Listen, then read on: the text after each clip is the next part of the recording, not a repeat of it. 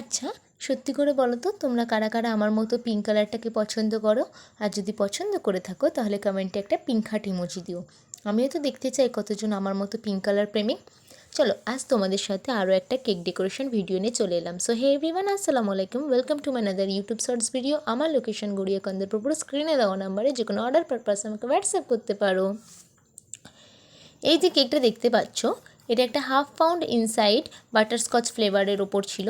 আমার এক রিলেটিভ মামা, সে তার 1 ইয়ার অ্যানিভার্সারির উপলক্ষে আমার কাছে এই কেকটা অর্ডার করেছিল।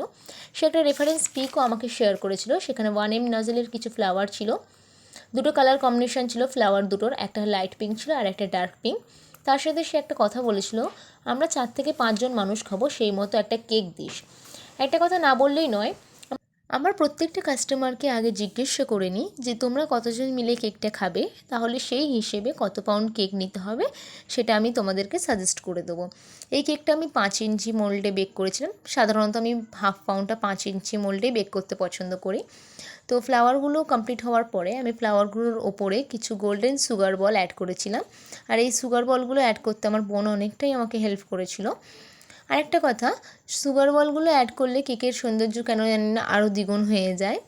তোমাদের সাথে কথা বলতে বলতে আমার কেকের ডেকোরেশনটা প্রায় কমপ্লিট হয়ে এসেছে। আর রেফারেন্স পিকে একটা সাধারণত প্লাস্টিকের বাটারফ্লাই ছিল, সেটা আমি স্টোরে পাইনি, আর আর্জেন্ট অর্ডার ছিল বলে আমি আর কোনো স্টোর খুঁজতে পারিনি। তো আমি যেগুলো নন এডিবলের পেপারের বাটারফ্লাইগুলো হয় সেইগুলোই কেকের মধ্যে অ্যাড করেছিলাম।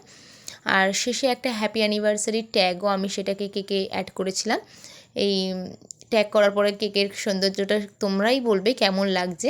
ফাইনাল ডেকোরেশনটা তোমাদের সাথে শেয়ার করলাম। আজকে এই পর্যন্ত, সবাই ভালো থেকো, দেখা হবে নেক্সট কোনো ভিডিওতে। টাটা।